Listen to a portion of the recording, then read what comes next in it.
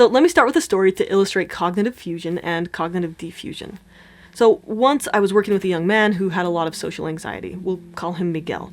And he had a good group of friends, but every time he hung out with them, he would start to feel really anxious. And then when he was at a party, he would make some joke or say something, and then he would start to worry. He would think, oh, did I say the wrong thing? Did I hurt her feelings?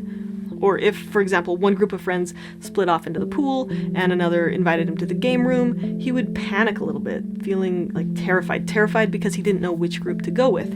And then he'd start thinking, oh my gosh, I can't believe I'm getting anxious again. I'm such a loser. And then he'd think, oh, don't think that way. What's the matter with you? Don't feel anxious. Why do you always do this?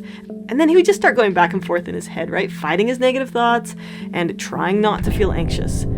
And if he couldn't get his anxious thoughts to go away, he'd feel uncomfortable and he'd leave the party early.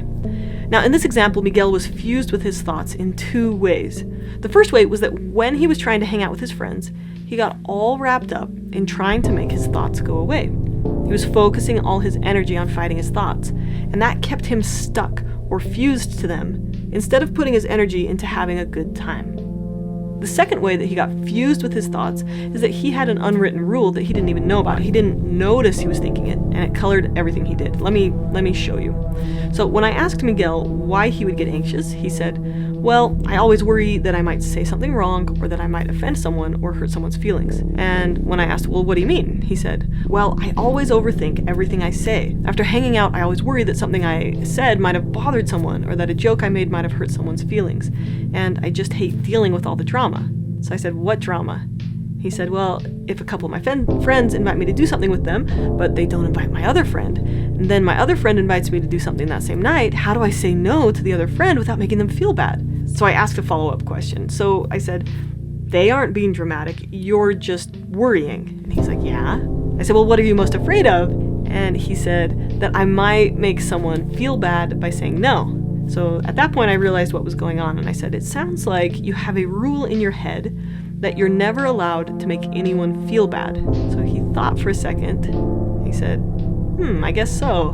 I never noticed that I had that rule, but now that you say that, I think you're right. And then he was able to tell me some examples. He said, once I had a girlfriend who I wanted to break up with, but I didn't for like a year because I didn't want to make her feel bad. And I was like, yes, that is a good example. And then he gave me another one. He said, if the food is terrible or it's cooked wrong at the restaurant and the waiter asks, how's the food? He always says, great, even if it's a lie. So this young man, Miguel, he didn't realize he was thinking this rule, right? I can never make anyone feel bad. And this rule that he didn't even know he had was making him really anxious. He had bought that thought. He'd believed it without even noticing that he was thinking that way. So in Miguel's case, he was stuck to his thoughts. It was keeping him from being present with his friends. When we buy our thoughts, when we believe everything we think, it makes it hard for us to change. So the antidote to this is learning to notice your thoughts without buying them. You learn to look at your thoughts instead of looking through your thoughts. And you notice yourself as the thinker, the place where these thoughts happen. When Miguel noticed his unwritten rule, he could see how impossible it was, how it was keeping him from having good relationships. And when he was able to notice that rule, it was like, before he noticed the rule, it was like, oh my gosh, I have to make everyone feel good or I'm a bad person. And then he looks at that rule and he's like, oh, that's a thought. That's a rule I have. And he's like, that's not very helpful. And he said, and then he was able to replace it with something more helpful. So he noticed that thought and he's like, you know what, instead of that rule, I'd like to replace it with this. I can't control how others feel, but I value being kind and assertive. So he could see both of these thoughts and he could choose which one was most helpful for him. And this helped him feel less anxiety at parties and helped him focus his energy on being present and having a good time and being kind to people. Now, this idea of cognitive defusion is kind of a difficult concept to explain, but it's easier to demonstrate. So you've got to experience it to understand it. So I'm going to give you about 4 exercises that you can try to get a feeling for what it feels like to look at your thoughts instead of through your thoughts. Now, this first activity is really easy to do with a negative thought about yourself, but I'm not going to do that on YouTube, partly because I think I don't want to trigger people here where they might not have been expecting that. So check out the course resources in the full course to experience that activity. And instead, we're going to do a little bit of a milder version of that activity. So for the next minute, write down or say out loud all of the thoughts that run through your mind.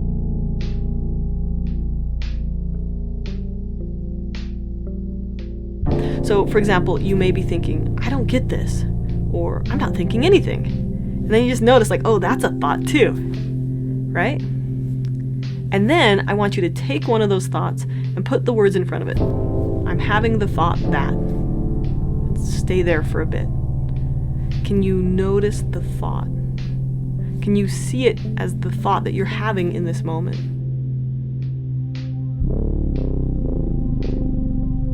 Now, replay it one more time, but this time add the phrase, I notice that I'm having the thought that. So, for example, I notice I'm having the thought that this is boring. Now, what happened? Did you notice that sense of separation or distance between you and the thought? And see if you can look at yourself while having thoughts. While you're noticing yourself having thoughts, take a second to open up your awareness to what other thoughts you're having. Is work popping up in your mind? Or perhaps the thought, how much longer is this going to take? Or are there other thoughts running through your mind? And just take a second to notice them, and then to notice yourself noticing them. You just practiced cognitive defusion, looking at your thoughts instead of through your thoughts. You are a person that experiences thoughts and emotions.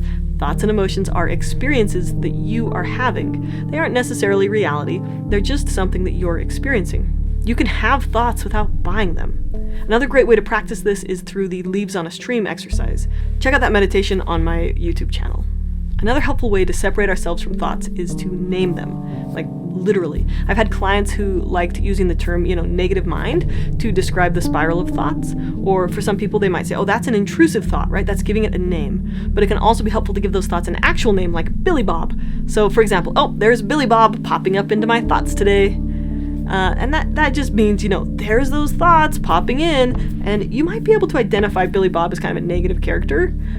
So it might say things like, oh, you'll never be successful, right? So you say, oh, there's Billy Bob, or there's the bully thoughts coming in and telling me what to think. When we give our thoughts a name, we're basically saying like, oh, I am Emma, and this is a thought. Essentially separating ourselves from our thoughts. So with Miguel, he might be able to look at his thoughts and say, oh, I'm having the thought that I'm awkward, but just because I think that doesn't mean it's true. Then Miguel could say something like, oh, hello, thought. Thank you, mind, for making that thought. But that thought, oh, I'm so awkward is not super helpful to me right now. So I'm going to go back to paying attention to listening to my friend. That's another one. That's another cognitive defusion technique. It's called thanking your mind. So you just say, thank you, mind, for that thought. That's a thought. Just because I think it doesn't mean it's true, doesn't mean I have to act on it, doesn't mean I have to believe it. Okay, here's another fun ACT exercise. They have hundreds of these, by the way, right? These are all thanks to Stephen Hayes and Jason Luoma and Russ Harris and all the other great ACT developers out there, acceptance and commitment therapy. So here's another one, using singing and silly voices, right? So you take the thought that seems really strong, like, oh, I can't go to that party if I feel anxious. And then you start to use weird voices to say that thought out loud. I can't go to that party if I feel anxious. I can't go to that party if I feel anxious. I can't go to that party if I feel anxious. Okay, I'm terrible at accents, so I should not even try, right? I can't go to that party if I feel anxious. And the basic idea is that when you start to say a thought in a bunch of weird ways, it starts to feel like this weird thing, like this weird jumble of words, instead of feel like just, the water that you're swimming in. Same thing happens if you say a word over and over again. So if, for example, Miguel is like, oh my gosh, I'm so awkward. Then he says the word awkward over and over and over again. Awkward, awkward, awkward, awkward, awkward. Say it with me! Awkward, awkward, awkward, awkward, awkward, awkward, awkward, awkward, awkward, awkward, awkward, awkward, awkward, awkward. And at some point, awkward all of a sudden turns into this weird jumble of sounds. That's a cognitive defusion technique, right? This is just a word. Your brain is a word machine, and everything it makes up, some of it's true, some of it isn't. Some of it's helpful, some of it's not. It's just a thought. And when we separate ourselves from our thoughts, we can create choice for ourselves. Okay, another exercise that's often helpful is to symbolically put your thoughts onto an object to give them a tangible form. The easiest way to do this is to write it down on a piece of paper. Bruce Lee said, I have a system of ridding my mind of negative thoughts. I visualize myself writing them down on a piece of paper. Then I imagine myself crumpling up the paper, lighting it on fire, and burning it to a crisp. In residential treatment, I worked with a whole bunch of kids who found it helpful to make their thoughts concrete by putting them on an object. So I had one client who had really low self-esteem. And again, we were not forcing the kids to do this. They were choosing to engage in these activities to help themselves. And it wasn't about shame or like the Scarlet Letter or anything like that. So this young lady with low self-esteem, she decided to get a huge rock, like a 10-pound rock, and she wrote on it, "I'm unlovable." And when she believed that thought, when she bought that thought, she would carry that rock around. And when she chose not to believe that thought, when she chose not to buy that thought, she would set that rock down. So she made a physical way to represent this idea of having a thought versus buying a thought. Like that rock might have still been in the room, and she might still have been noticing that rock, but just because she was noticing it didn't mean that she believed it. Lots of thoughts are going to pop up in your head throughout the day. Average people have intrusive thoughts all the time. We all might have inappropriate thoughts or negative thoughts or true thoughts or false thoughts. It's okay to have a thought. It doesn't say anything about you. Your brain is a word machine. But if you're going to buy a thought, if you're going to believe it and act on it, make that a conscious choice. One of the ways to do this is to just put it on an object, right? I've had clients who have chosen to carry rocks, sticks, and even horse poop in a bag as a way to represent themselves being fused with their thoughts. And when they're ready to notice them and separate from them, they would set these objects aside. When they no longer need that thought, they let go of an object. Sometimes they'll come back to it, but gradually just practicing, like labeling it and choosing it if they want to, that can help them kind of create that separation. Cognitive diffusion gives you the freedom to ask, does buying this thought make my life better? That's what ACT is all about. It's freeing us to live the life we value instead of getting sucked into thoughts. So you say, this is a thought. It's just a thought. I don't have to believe it. I don't have to act on it. I don't have to fight it. I can let it pass through. So the essential question is this thought helpful to me? Does it help me live my values? If the thought is helpful, you can buy it. You can believe it. You can hang on to it. You can act on it. And if it's not helpful, then you can notice it. You can just have it, but not buy it. It's just a thought. Thoughts pop up all the time, and not all of them are helpful. So, for example, fusion with thoughts says, I have to stop being anxious if I want to go to parties. Or with OCD, it says, I have to make this thought about washing my hands go away. It traps us in a cycle of fighting our thoughts or just believing them without even noticing it, right? With cognitive diffusion, we create space between ourselves and our thoughts and feelings so that they can have less of a hold over us. So you can say, I can feel anxious and go to that party.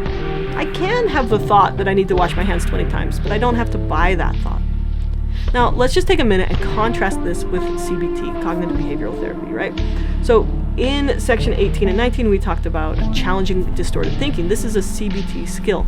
So you might take the thought like, I'm a complete loser, and then you would challenge that thought. You would say, that's black and white thinking. Let's look for exceptions. What would a kind friend say about that?